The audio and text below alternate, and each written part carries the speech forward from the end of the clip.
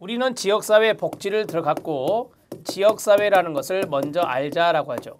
지역사회를 영어로 커뮤니티라고 합니다. 커뮤니티는 지역사회로 번역하기도 하지만 공동체라는 말로 번역하기도 합니다. 자, 이 지역사회는 이제 개념적인 측면에서 제가 간단하게 적어 드릴게요. 자, 땅지자가 있습니다.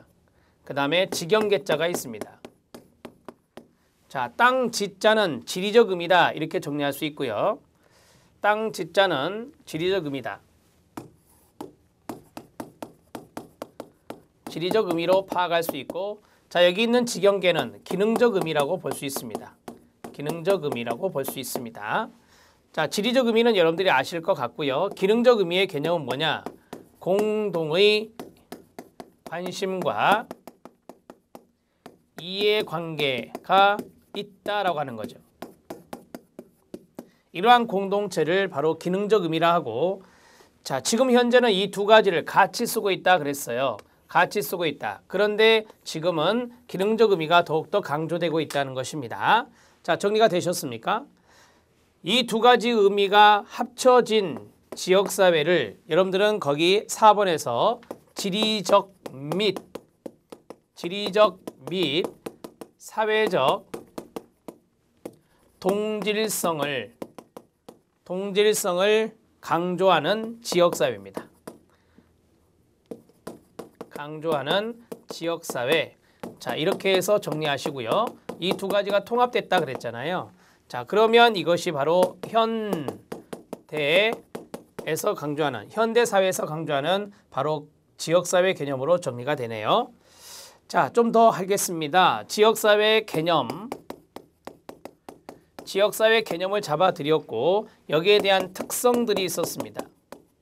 그 특성들을 보면 역사적으로 변화가 이루어지고 있고 다변적으로 다양한 변화가 이루어지고 있습니다.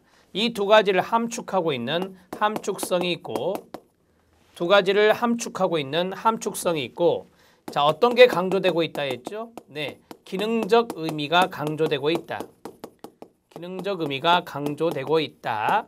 이렇게 정리했고요. 그 다음에 정서적 유대감이 있다는 겁니다. 정서적 유대감이 있다.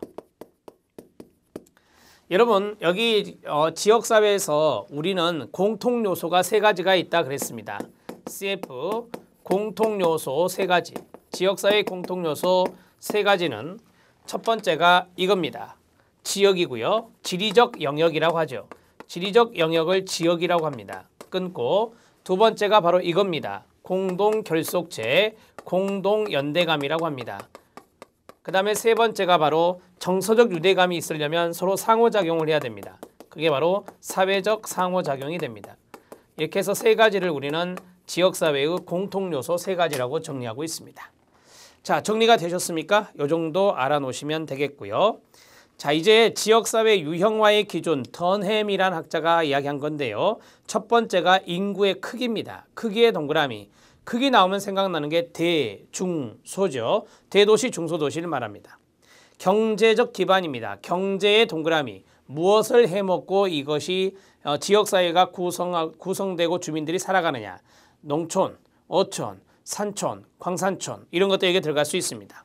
행정구역이 있습니다. 행정구역은 특광도 시군구를 말하죠. 특별시, 광역시도, 시, 군, 구를 말합니다. 자, 사회적인 특수성입니다. 특수성의 동그라미. 사회적으로 어떠한 계층이 특수하게 군집되어 있다면, 밀집되어 있다면 사회적 특수성에 따라 나눌 수 있습니다.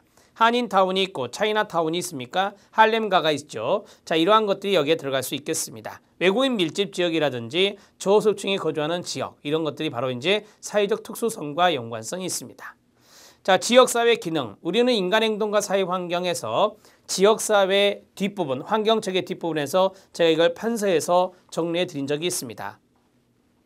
길버트와 스펙트인데 생산, 분배, 소비의 기능은 경제제도라 했습니다. 여기서 분배는 1차 분배입니다.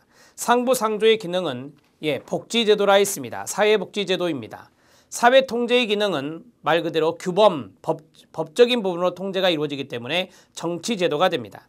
사회통합의 기능은 아시는 대로 결속력을 이야기하는 것이니까 통합은 종교제도가 이를 담당하고 있습니다. 그 다음에 사회화의 기능이 있습니다. 사회화의 기능은 바로 가족이 담당하고 있습니다. 자, 그러면 여기에 있는 연결 내용들을 잘 정리하실 필요가 있는데 이 더램이 이야기했던 것과 같이 한꺼번에 정리를 해서 1절을 마무리하겠습니다. 자, 더램입니다. 더램은 지역사회 유형화를 했다. 지역사회 유형화를 했습니다. 유형화의 기준입니다. 자, 4가지로 구분했는데요. 첫 번째 1번 이렇게 하고요. 자, 1번은 인구의 크기입니다. 인구의 크기. 두 번째는 경제적 기반입니다. 경제적 기반. 자, 세 번째는 사회적 특수성입니다. 사회적 특수성. 네 번째는 바로 행정구역으로 나눌 수 있다. 이 4가지를 잘 기억해 두십시오. 많이 출제된 것은 아니지만 4가지를 더램이 지역사회 유형화의 기준으로 제시했다는 것. 대중소는 바로 대도시, 중소도시를 말합니다. 대도시, 중소도시, 이것을 우리는 인구 크기라 하고, 경제적 기반은 농촌, 그 다음에 어촌, 산촌 등이 있겠죠. 자, 사회적 특수성으로는 외국인 밀집 지역, 외국인 타운이 되겠죠. 외국인 타운이 여기에 들어가고,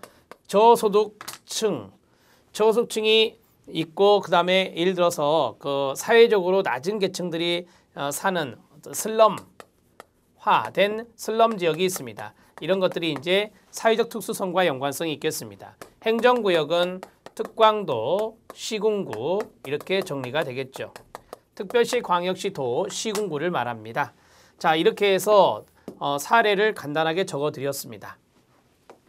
자, 길버트와 스펙트가 이야기한 것이 있었어요. 이것은 여러분들이 인간행동과 사회환경에서 정리가 되었으니까 간단하게만 말씀을 드리겠습니다. 길버트와 스펙트는 지역사회 기능에 대해서 이야기하고 있습니다. 지역사회 기능. 자, 지역사회 기능의 첫 번째 생산, 분배, 소비가 있습니다. 생산, 분배, 소비의 기능을 하는 것이 바로 지역사회에 있는 경제제도가 맡은다라고 하는 것이죠. 자, 두 번째 상부상조의 기능이 있습니다. 상호부조라고도 하고요. 상부상조의 기능은 사회, 복지가 담당하는 것입니다. 자, 그 다음에 세 번째 사회화의 기능이 있습니다. 사회화의 기능은 가족제도가 하고 있습니다. 사회통합의 기능이 있습니다. 사회통합의 기능은 종교제도가 담당하고 있습니다. 자, 이제 하나 남았죠. 그 하나는 정치제도가 있죠. 사회통제입니다. 사회통제라고 하는 기능을 바로 정치제도가 담당하고 있다는 것입니다. 자, 이렇게 해서 5가지를 인간행동과 사회환경에서 정리해드렸고, 암기법이 어떻게 되느냐. 소, 생, 분, 경제, 그 다음에 복지, 부조, 그 다음에 가족, 사회화, 종교, 통합, 정치, 통제 이런 식으로 외우시면 됩니다. 자, 정리가 되셨습니까? 암기법, 경제, 소, 생, 분, 그 다음에 복지, 부조, 가족, 사회화, 종교, 통합, 정치, 통제입니다. 인간행동과 사회환경에서 암기법이 있었습니다. 정리 다시 해주시기 바랍니다. 자, 되었습니다. 1절을 마쳤고요. 이제 2절 들어가는데 2절 부분이 좀 어려운 부분이 있어요, 여러분. 2절의 별표 2개. 지역사회 기능 비교와 지역사회 문제의 이론적 관점이 있습니다. 지역사회 기능을 비교하는 척도를 4가지로 제시한 사람이 워렌입니다. 1번 별표. 첫 번째가 지역 자치성입니다. 두 번째가 바로 서비스 영역의 일치성이고요. 세 번째가 지역에 대한 주민들의 심리적 동일시, 가로 열고 소속감이라고 쓰세요. 네 번째는 수평적 유형입니다. 수평적 유형 옆에다가 수직적 유형이라고 써봐요. 자, 수직적 유형 X라고 쓰면 됩니다. 오른쪽에다 이것만 써놓으세요. 자, 밑에 보면 지역사회 기능비교 척도에서 암기법이 있는데요. 이것은 뭐 여러분들이 외우기가 어려우면 그냥 이해만 하셔도 돼요. 지역 자치가 수평적 일치를 보여 지역 주민의 심리적 동일시가 있어야 한다. 지역 자치의 1, 동그라미, 수평적의 동그라미 2, 일치의 동그라미 3, 지역 주민의 심리적 동일시의 동그라미 4를 쓰면 돼요. 이렇게 해서 네 가지가 있다는 것입니다. 자, 지역